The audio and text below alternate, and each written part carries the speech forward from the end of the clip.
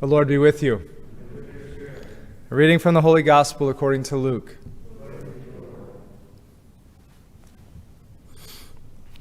Jesus said to the crowds, "When you see a cloud rising in the west, you say immediately that it is going to rain, and so it does.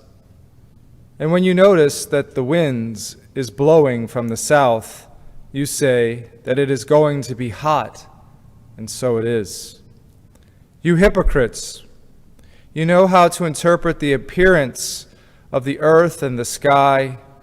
Why do you not know how to interpret the present time? Why do you not judge for yourselves what is right? If you are to go with your opponent before a magistrate, make an effort to settle the matter on the way.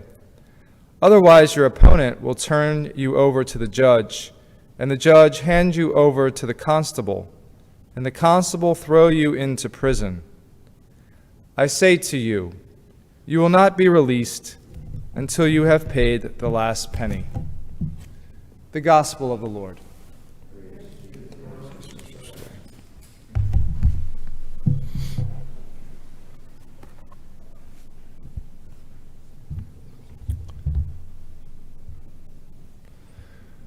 Reading the signs.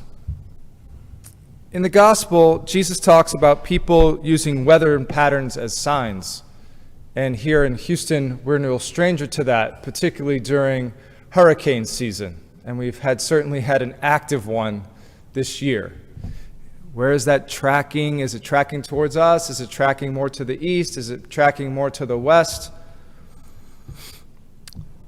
The people at the weather stations, they look for the clouds every day.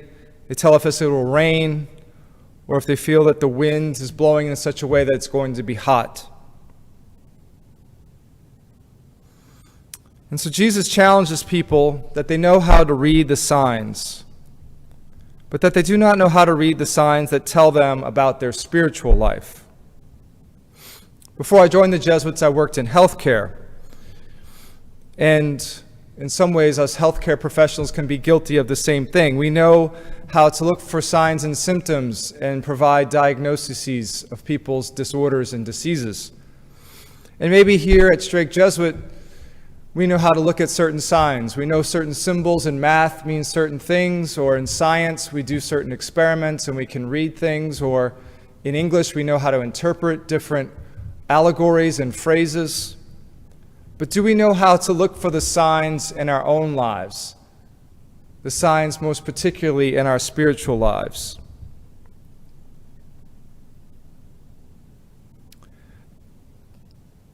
Do we evaluate certain thoughts or acknowledge certain feelings or pay attention to certain behaviors in order to determine how healthy we are physically, spiritually, emotionally?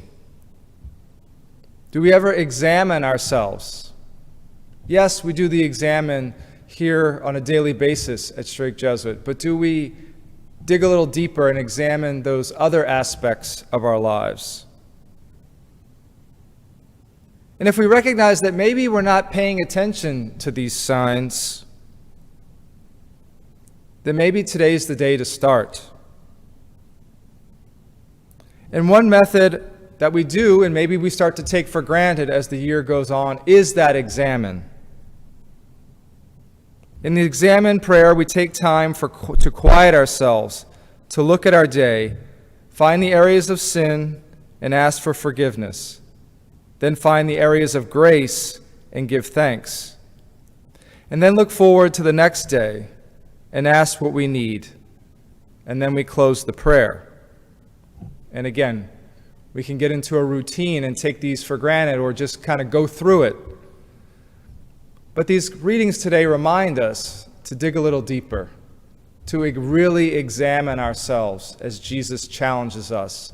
Just as we examine what's going on in the world, what's going on in the weather, what's maybe going on in our family or our friends or the Strake Jesuit community, but let us examine the signs of the times in our own lives, in our own hearts, in our own souls.